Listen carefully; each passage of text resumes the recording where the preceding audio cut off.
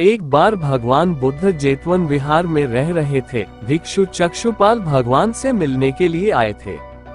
उनके आगमन के साथ उनकी दिनचर्या, व्यवहार और गुणों की चर्चा भी हुई।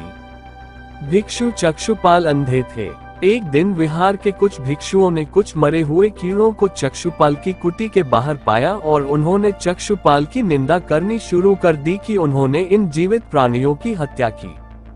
भगवान बुद्ध ने निंदा कर रहे उन भिक्षुओं को बुलाया और पूछा कि क्या तुमने भिक्षु को कीड़े मारते हुए देखा है? उन्होंने उत्तर दिया नहीं।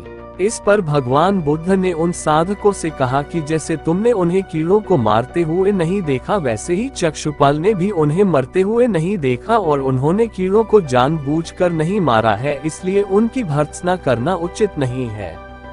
भिक्षुओं ने इसके बाद पूछा कि चक्षुपाल अंधे क्यों हैं? उन्होंने इस जन्म में अथवा पिछले जन्म में क्या पाप किए? भगवान बुद्ध ने चक्षुपाल के बारे में कहा कि वे पूर्व जन्म में एक चिकित्सक थे। एक अंधी स्त्री ने उनसे वादा किया था कि यदि वे उसकी आंखें ठीक कर देंगे तो वह और उसका परिवार उनके दास बन जाएंगे। स्त्री की आंखें ठीक हो गईं, पर उसने दासी बनने के भय से यह मानने से इनकार कर दिया।